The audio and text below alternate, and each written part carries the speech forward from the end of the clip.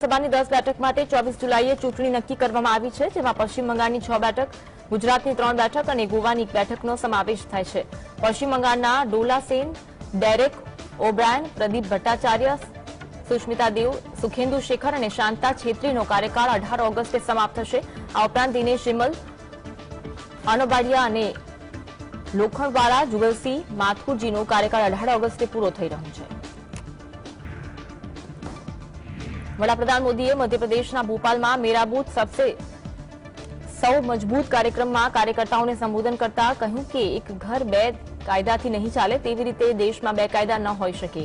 जे निवेदन बाद all India Muslim personal law बोर्डना कार्यकारी सभ्य आरिफ मसूदे यूसीसी पर टिप्पणी करता कह्युं के वडाप्रधाने याद राखवुं जोईए के तेमणे डॉक्टर बाबासाहेब आंबेडकर द्वारा तैयार करायेला बंधारण पर शपथ लीधा छे। देशना तमाम वर्गोने बंधारणमां विश्वास छे अने तेओ तेने बदलवानी मंजूरी आपशे नहीं। प्रधानमंत्री जी को ये याद रखना चाहिए, उन्होंने जो संविधान की शपथ ली है वो बाबा साहब ने जो बनाया था वो ली है। और हम लोग एक बात कह रहे हैं, ये इधर उधर की बातें ना करें। जो संविधान बाबा साहब ने दिया था, देश का हर वर्ग वही संविधान पे सहमति जताता है और जताता रहेगा और संविधान को बर्बाद और चेंज नहीं होने देगा। वडाप्रधान मोदीए भोपालमां भाजपना कार्यकर्ताओने संबोधन दरमियान जणाव्युं के जो केटलाक लोको घोटाळानी गेरंटी छे तो हूँ पण एक गेरंटी आपું છું। मारी गेरंटी ए छे के हूँ दरेक घोटाळाबाज विरुद्ध कार्यवाही करीश। जे व्यक्तिए गरीब लोकोनी अने देशने लूंट चलावी छे तेनो हिसाब लेवामां आवशे। भाजपना बूथ स्तરના કાર્યકર્તા આ વાત લોકો સુધી પહોંચાડે। પીએમ મોદીએ દાવો કર્યો કે વિપક્ષી એકતાની પાછળ 20 લાખ કરોડ રૂપિયાના ઘોટાળાની ગેરંટી છે। अगर उनकी घोटाले की गारंटी है तो मोदी की भी एक गारंटी है।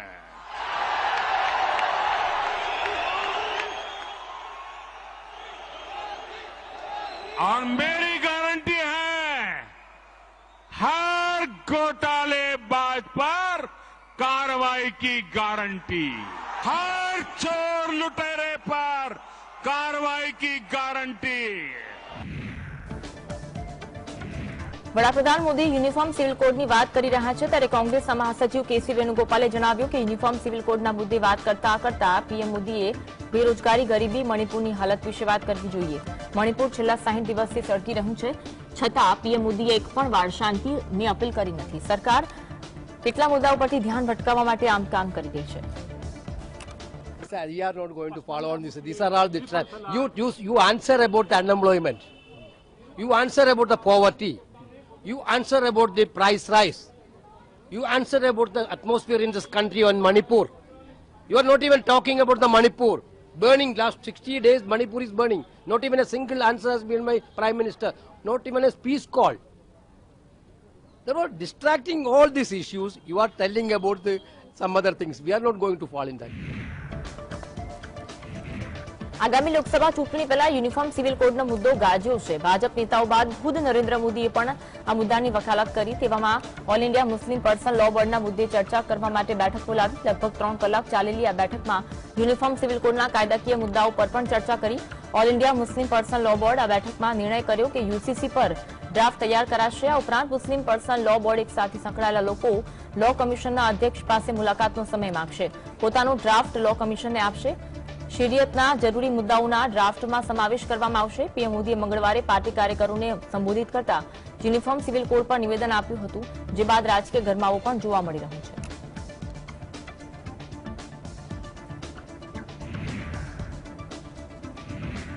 એઆઈએમઆઈએમ પાર્ટીના પ્રમુખ અસદુદ્દીન ઓવૈસીએ જણાવ્યું કે વડાપ્રધાન મોદીને પાકિસ્તાનથી આટલો પ્રેમ કેમ છે। પીએમ મોદીએ પોતાની વિચાર બદલવા જોઈએ। ભારતના મુસ્લિમોને ઇજિપ્ત કે અન્ય દેશો સાથે શું લેવા દેવા છે। ટ્રિપલ તલાક કાયદો લાવ્યા બાદ વડાપ્રધાન આવી ટિપ્પણી આટલા માટે કરે છે કારણ કે તેઓ જાણે છે કે તેના લીધે સમસ્યા વધી ગઈ છે। વડાપ્રધાને સમજવાની જરૂર છે કે અનુચ્છેદ 29A મુજબ અધિકાર છે। મને લાગે છે કે પીએમ આ સમજી શકતા નથી। બંધારણમાં ધર્મનિરપેક્ષતાની વાત છે। ઇસ્લામમાં લગ્ન એક કરાર છે। હિન્દુ ધર્મમાં એ જન્મ જન્મનો સાથ છે। શું તેઓ ભારતની વિવિધતાને એક સમસ્યા માને છે? प्रधानमंत्री को पाकिस्तान से मोहब्बत क्यों है इतनी? मेरे को तो नहीं है। प्रधानमंत्री पाकिस्तान का हवाला दे रहे। आप मेरे को पाकिस्तान के प्रिज्म से कब तक कहेंगे नरेंद्र मोदी साहब? आपको अपना ये जो सॉफ्टवेयर है ना आप लोगों का थिंकिंग का, उसको चेंज करना पड़ेगा। भारत के मुसलमान को पाकिस्तान से क्या करना है, भारत के मुसलमान को इजिप्ट से क्या करना है, भारत के मुसलमान को दूसरे कंट्री से क्या करना है? आप क्या उनको बड़ा समझ रहे, हमको कम समझ रहे? પીએમ મોદીએ મંગળવારે ભોપાલમાં મેરા બૂથ સબસે મજબૂત કાર્યક્રમ હેઠળ કાર્યકર્તાઓને સંબોધિત કર્યા। કાર્યક્રમમાં પીએમ મોદીએ દેશના યુનિફોર્મ સિવિલ કોડ મુદ્દે વાત કરી। ત્યારે જાણવું જરૂરી છે કે ખરેખર આ યુનિફોર્મ સિવિલ કોડ છે શું? યુનિફોર્મ સિવિલ કોડ દેશના તમામ નાગરિકો માટે સમાન કાયદાની વાત છે, એટલે કે લગ્ન, છૂટાછેડા, બાળક દત્તક લેવા અને મિલકતના વિભાજન જેવી બાબતોમાં તમામ નાગરિકો માટે સમાન નિયમ હોય। કેવો હશે યુનિફોર્મ સિવિલ કોડ તેની વાત કરીએ તો કાયદા પંચે યુસીસી અંગે દેશના નાગરિકો પાસેથી સૂચનો માંગ્યા છે, જેના સૂચન માટે છેલ્લી તારીખ 15મી જુલાઈ રહેશે। જે સૂચનોના આધારે કાયદા મંત્રાલય અને આ ક્ષેત્રમાં કામ કરતા લોકો, રાજકારણીઓ, શિક્ષણવિદો અને તમામ ધર્મોના લોકો સાથે લોકોની એક સમિતિની પણ સલાહ લેવામાં આવશે અને તેમના સૂચનોના આધારે કાનૂની જ્ઞાન ધરાવતી ટીમ તેના પ્રારંભિક ડ્રાફ્ટ તૈયાર કરશે। તે ડ્રાફ્ટ તૈયાર થયા બાદ ખબર પડશે કે દેશમાં કેવો કાયદો હશે।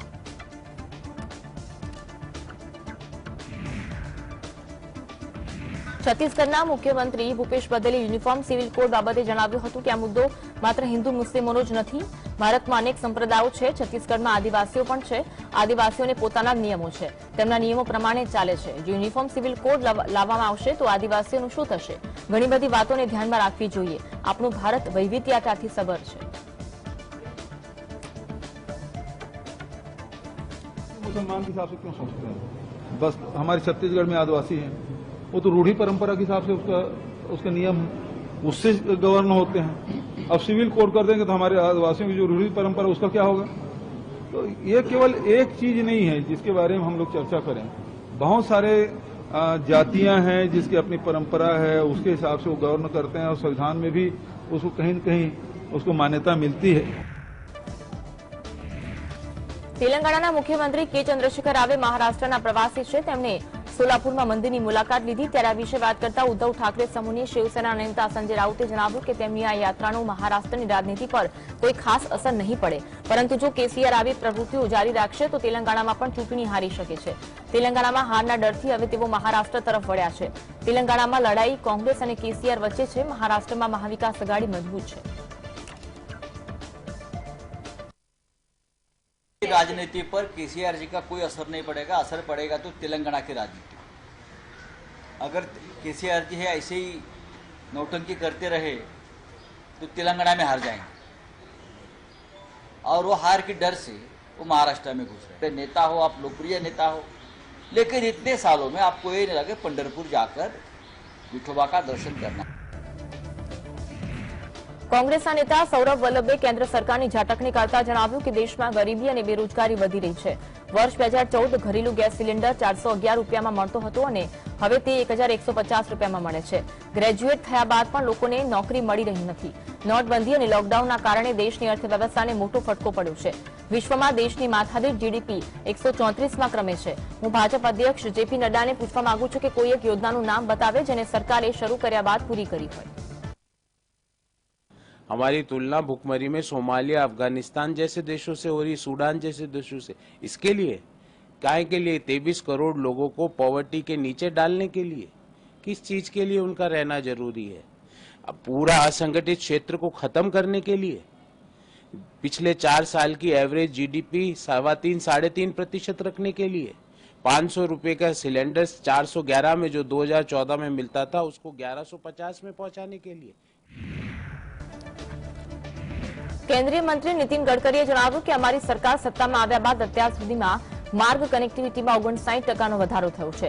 જ્યારે અમારી સરકાર સત્તામાં આવી ત્યારે દેશમાં કુલ રોડ નેટવર્ક 91,287 કિલોમીટર હતો, જે વધીને 1,45,000 કિલોમીટરને પાર પહોંચી ગયો છે। વિશ્વમાં અમેરિકા બાદ સૌથી વધુ માર્ગ કનેક્ટિવિટી ભારતમાં છે। દેશમાં 4 લેન હાઈવેની કનેક્ટિવિટીમાં 44%નો વધારો થયો છે। 2 લેન માર્ગને 4 લેનમાં તબદીલ કરવાના કારણે ટ્રાફિકની સમસ્યા પણ હળવી થઈ છે। सरकार आई तब 91,287 किलोमीटर था और आज उसमें 59% इंक्रीज हुई और उसमें 1,45,240 किलोमीटर हुआ है। ये जो रोड नेटवर्क बढ़ा उसके साथ हमारे NHAI में, हमारे मिनिस्ट्री में 7 वर्ल्ड रिकॉर्ड हुए हैं। एक बात है कि हम लोग second largest network in the world है, USA के बाद हमें। વર્ષ 2023 સાંજ સુધીમાં રાજસ્થાનમાં વિધાનસભાની ચૂંટણી યોજાવાની છે, ત્યારે આ વિશે વાત કરતા પ્રદેશના મુખ્યમંત્રી અશોક ગેહલોતે જણાવ્યું કે રાજ્યના લોકો વર્તમાન સરકાર અને કોંગ્રેસ પાર્ટીને ફરીવાર તેમની સેવા કરવાની તક આપશે. ચિત્તોડગઢમાં જાહેર સંબોધન દરમિયાન ગેહલોતે જણાવ્યું કે અમારી કલ્યાણકારી નીતિઓનો લાભ સમાજના દરેક વર્ગના લોકોને થયો છે. ચાલુ વર્ષે જારી કરવામાં આવેલા બજેટમાં અમીર અને ગરીબ વચ્ચે અસમાનતા ઓછી તેને ધ્યાનમાં રાખીને જાહેરાત કરવામાં આવી હતી. 10મી જુલાઈથી રાજસ્થાનમાં અર્બન ઓલિમ્પિક્સ ગેમ્સની શરૂઆત થશે. વર્ષ 2018ની વિધાનસભાની ચૂંટણીમાં કુલ 199 બેઠકોમાંથી કોંગ્રેસ પાર્ટીને 99 બેઠકો પર જીત મળી હતી. પશ્ચિમ બંગાળમાં પંચાયતની ચૂંટણીને લઈને હિંસાનો સિલસિલો યથાવત છે. અહીંના કૂચબિહારના દિનહાટામાં મુખ્યમંત્રી મમતા બેનર્જીની રેલી બાદ હિંસા ફાટી નીકળી હતી. બે જૂથો વચ્ચે અથડામણ દરમિયાન ગોળી વાગવાથી એક કાર્યકર્તાનું મોત નીપજ્યું હતું, જ્યારે ઘણા ઘાયલ થયા હતા. બંગાળમાં આગામી 8 જુલાઈએ પંચાયતની ચૂંટણી યોજાવા જઈ રહી છે.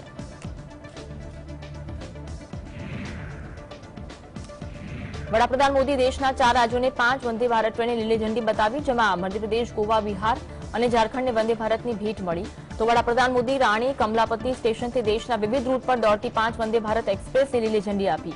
વંદે ભારત એક્સપ્રેસ ભોપાલ રાણી કમલાપતિ, ઇન્દોર, ભોપાલ રાણી કમલાપતિ, જબલપુર, રાંચી, પટના, ધારવાડ, બેંગ્લોર અને ગોવા મડગાંવ, મુંબઈ વચ્ચે દોડશે. ગોવા, બિહાર અને ઝારખંડને પ્રથમ વખત વંદે ભારત ટ્રેન નેટવર્ક મળ્યું છે. આ ટ્રેનો મુસાફરોને વિશ્વ કક્ષાનો અનુભવ કરાવશે, પ્રવાસનને પ્રોત્સાહન આપશે. મહત્વનું છે કે આ ટ્રેનથી ત્યાં વિસ્તારના પ્રવાસીઓ, વિદ્યાર્થીઓ, ઉદ્યોગપતિઓ વગેરેને ઘણો ફાયદો થશે.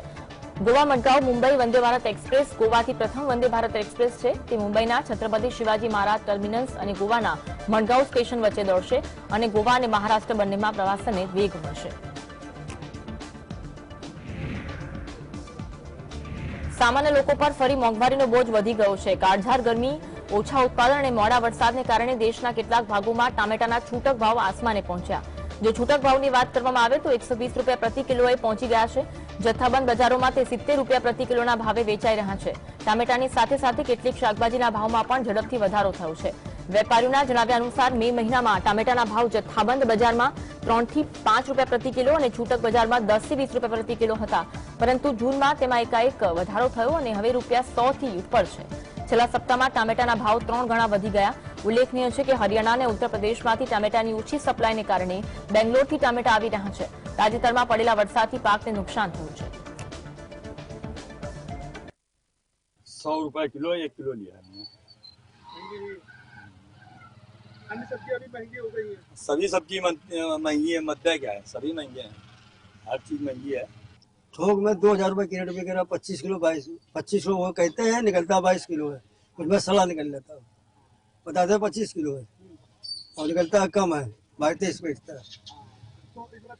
100 रुपए किलो.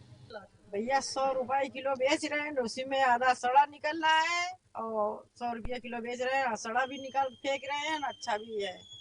अच्छा, क्या वजह है इतना महंगा हो गया? अब वजह का पानी की बारिश हुई, बारिश में खेतों में फसल गई सड़ा, उसी जरिए से ये महंगा हो गया. વેપાર ખાદ્યમાં વધારાને કારણે 2022-23માં ચાલુ ખાતાની ખાદ્ય વધી જીડીપીના 2% થઈ ગઈ, જ્યારે 2021-22માં ચાલુ ખાતાની ખાદ્ય 1.2% હતી. 2022-23માં $265.3 બિલિયન વેપાર ખાદ્ય રહી છે, જે 2021-22માં $189.5 બિલિયન વેપાર ખાદ્ય હતી, જેના કારણે ચાલુ ખાતાની ખાદ્યમાં ઉછાળો આવ્યો. આરબીઆઈના ડેટા અનુસાર 2022-23માં $67 બિલિયન ચાલુ ખાતાની ખાદ્ય છે, જે 2021-22માં $38.7 બિલિયન હતી. જોકે ચોથા ક્વાર્ટરમાં ચાલુ ખાતાની ખાદ્ય ઘટી. વેપાર ખાદ્યમાં ઘટાડો અને સેવાઓની નિકાસમાં તેજીને કારણે નાણાકીય વર્ષ 2022-23ના ચોથા ક્વાર્ટરમાં ભારતની ચાલુ ખાતાની ખાદ્ય ઘટી છે. તમારી થાળીમાંથી દાળની વાટકી ફરી મોંઘવારીની ભેટ બનવા જઈ રહી છે. રોટલી સાથે દાળ ખાવી તમારા માટે આફત બની રહી છે, કારણ કે તુવેર દાળનો ભાવ ફરી એકવાર 200 રૂપિયા પ્રતિ કિલોને પાર પહોંચી ગયો છે. ઓનલાઈન ફૂડ ગ્રોસરી પ્લેટફોર્મ પર કઠોળના ભાવમાં જોરદાર ઉછાળો જોવા મળી રહ્યો છે. સરકારના તમામ દાવાઓ અને પ્રયાસો છતાં તુવેર દાળના ભાવમાં તેલ ભડકે વળી રહ્યું છે. જો તમે ઓનલાઈન કરિયાણાની દુકાન પર તુવેર દાળની કિંમતો પર નજર નાખો તો 27 જૂને બિગ બાસ્કેટ પર 1 કિલો બ્રાન્ડેડ તુવેર દાળની કિંમત 219 રૂપિયા પ્રતિ કિલો સુધી પહોંચી ગઈ. તુવેર દાળનું 500 ગ્રામનું પેકેટ 102 રૂપિયામાં ઉપલબ્ધ છે. અન્ય ઓનલાઈન કરિયાણાની દુકાન ગ્રોફર પર બ્રાન્ડેડ તુવેર દાળ 192 રૂપિયા પ્રતિ કિલોના ભાવે ઉપલબ્ધ છે. છેલ્લા 4 થી 5 દિવસમાં તુવેર દાળના ભાવમાં જોરદાર ઉછાળો જોવા મળી રહ્યો છે. છેલ્લા 14 મહિનાથી પેટ્રોલ ડીઝલના ભાવમાં કેન્દ્ર સરકારે કોઈપણ પ્રકારનો ઘટાડો નથી કર્યો, જેને લઈ ઊંચા ટ્રાન્સપોર્ટેશનના ખર્ચ વધ્યા. સરકારે ભાવ ઘટાડવા માટે સંગ્રહ ઉપર નિયંત્રણ મૂકવાની જાહેરાત કરી છે, પણ ઇંધણના ભાવમાં ઘટાડો કરવા હજુ સુધી કોઈ પગલાં નથી લીધા. ઇંધણનો ભાવ ઊંચો રહેતા વિવિધ ચીજોનું પરિવહન મોંઘું થઈ રહ્યું હોવાથી ટામેટા, ખાદ્યતેલ, દાળ, કઠોળના ભાવ પણ સતત વધી રહ્યા છે. તેની અસર આમ જનતા પર પડી રહી છે. આ અંગે ગ્રાહક બાબતોના સચિવ તરફથી પ્રજાને જણાવવામાં આવ્યું કે વરસાદના કારણે પરિવહનમાં વિક્ષેપના લીધે વસ્તુના ભાવ વધ્યા છે. આગામી થોડા દિવસોમાં જ પુરવઠો હળવો થતા તે ઘટી જશે.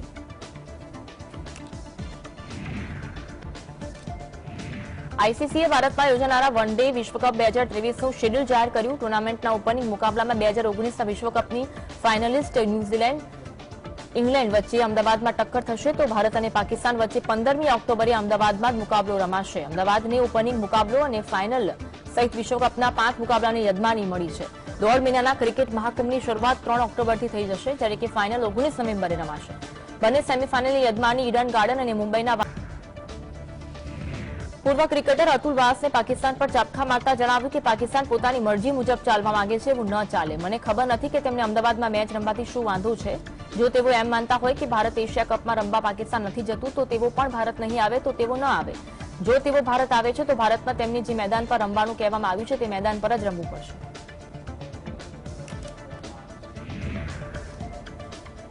વર્લ્ડ કપનો કાર્યક્રમ બહાર આવ્યા બાદ હવે કોંગ્રેસ નેતા અને સાંસદ શશી થરૂરે કેરળમાં એક પણ મેચ ન મળતા નિરાશા વ્યક્ત કરી. ઓડીઆઈ વર્લ્ડ કપની મેચો ભારતના માત્ર 10 શહેરોમાં યોજાઈ રહી છે. થરૂરે ટ્વીટમાં લખ્યું કે તિરુવનંતપુરમનું સ્ટેડિયમ, જે ભારતના શ્રેષ્ઠ સ્ટેડિયમમાંનું એક માનવામાં આવે છે, તે જોઈને ખૂબ નિરાશા થઈ. ઓડીઆઈ વર્લ્ડ કપની એક પણ મેચ ત્યાં રમાઈ રહી નથી.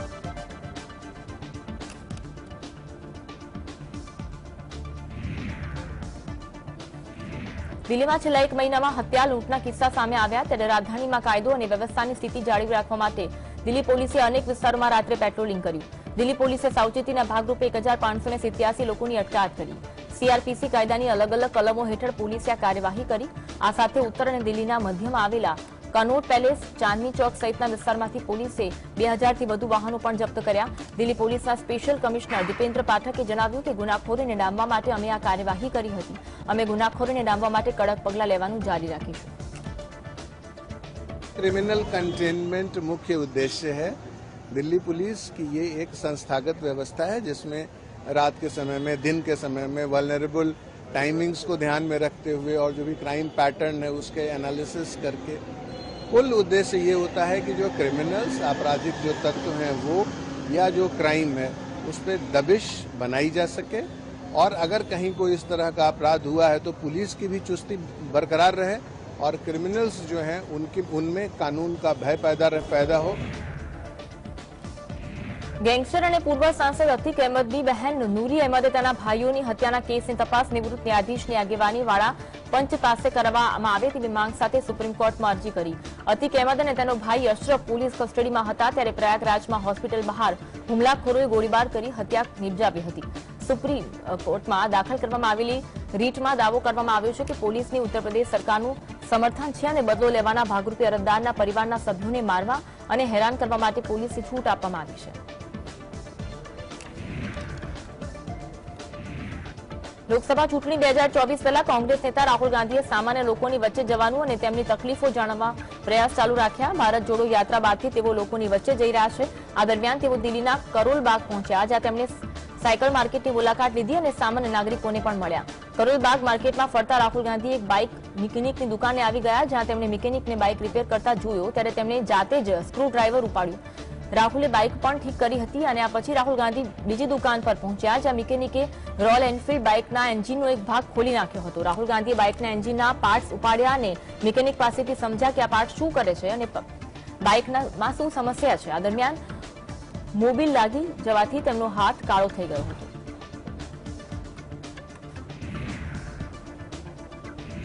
કેન્દ્રીય આરોગ્ય મંત્રાલય દ્વારા જારી કરવામાં આવેલા આંકડા પ્રમાણે દેશમાં કોરોનાના નવા માત્ર 33 કેસ નોંધાયા છે. માર્ચ 2020 બાદ સૌથી ઓછા નવા કેસ સામે આવ્યા. દેશમાં કોરોનાના એક્ટિવ કેસની સંખ્યા 1606 છે. કોરોના મહામારીની શરૂઆતથી અત્યાર સુધીના સમયગાળામાં દેશના કુલ 5,31,000થી વધુ લોકોએ આ બીમારીના કારણે જીવ ગુમાવ્યો છે.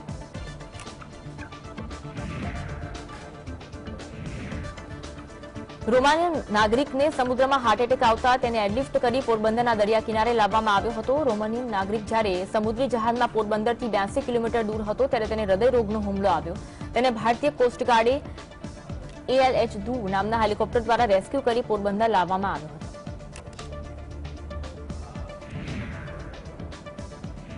છેલ્લા કેટલાક વર્ષોથી કૈલાસ માનસરોવર યાત્રા રદ થઈ હતી, જેથી હવે ઉત્તરાખંડ પ્રવાસન વિભાગ કૈલાસ પર્વતના દર્શન માટે જૂના લિપુલેખ શિખરથી વૈકલ્પિક માર્ગ ખોદવા અંગે વિચારણા હાથ ધરાઈ છે. લિપુલેખ ઘાટ તિબેટના પ્રવેશદ્વારના પશ્ચિમી શિખરે આવેલું છે. જોકે વર્ષ 2019માં લિપુલેખ ઘાટથી કૈલાસ માનસરોવર યાત્રા યોજાઈ હતી. વર્ષ 2020માં કોરોના મહામારીના કારણે યાત્રા રદ કરાઈ હતી. કોરોના કાળ બાદ તે શરૂ થઈ શકી નથી. આ અંગે જિલ્લા પ્રવાસન અધિકારી કૃતિ ચાંદે જણાવ્યું હતું કે જૂના લિપુલેખ શિખર પરથી કૈલાસ માનસરોવર યાત્રાનો વૈકલ્પિક માર્ગ બની શકે છે. આ માટે અમે જૂના લિપુલેખ શિખર, નાભિદાંગ અને આદિ કૈલાસ પ્રદેશની મુલાકાત લીધી. BROએ શિખરના બેઝ સુધી એક રોડ બનાવ્યો છે. 1 જુલાઈથી શરૂ થઈ રહેલ અમરનાથ યાત્રાને લઈ સુરક્ષા બંદોબસ્ત તેજ થયો. સાથે સુરક્ષા દળોએ સંયુક્ત રીતે અમરનાથ યાત્રા શરૂ થાય તે પહેલા મોકડ્રીલ યોજી સુરક્ષા હેઠળ યાત્રાનો કાફલો મોકલવામાં આવ્યો હતો. તેમજ તમામ વ્યવસ્થાની પણ ચકાસણી કરી. અમરનાથ ગુફામાં પાર્વતીજીનું શક્તિપીઠ છે, જે 51 શક્તિપીઠ છે. બરફથી બનેલા શિવલિંગના દર્શન માટે દર વર્ષે દૂર દૂરથી શ્રદ્ધાળુઓ આવે છે.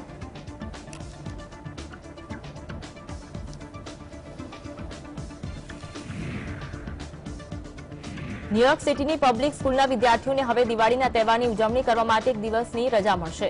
લગભગ 6 લાખ ન્યુયોર્કવાસીઓ દર પાનખરમાં દિવાળી ઉજવે છે. આ 5 દિવસીય તહેવાર હિન્દુઓ દ્વારા ઉજવવામાં આવે છે, જે દર વર્ષે એક અલગ તારીખે થાય છે અને અનિષ્ટ પર સારાની આધ્યાત્મિક વિજયનું પ્રતીક છે. આ મુદ્દે મેયર એરિક એડમ્સે આ નિર્ણયને સ્થાનિક પરિવારો માટે નોંધપાત્ર વિજય ગણાવ્યો. મેયરે ટ્વીટ કરી લખ્યું કે દિવાળીને રજા રાખવાની ચર્ચામાં એસેમ્બલી મેમ્બર જેનિફર રાજકુમાર અને સમુદાયના નેતાઓ સાથે ઉભા રહીને મને ખૂબ ગર્વ છે. મને ખબર છે કે આ વર્ષની શરૂઆત થઈ ગઈ છતાં તે દિવાળીની શુભકામનાઓ. આ ઉપરાંત મેયરે કહ્યું કે તેમને વિશ્વાસ હતો કે ગવર્નર કેથી હોચુલ બિલ પર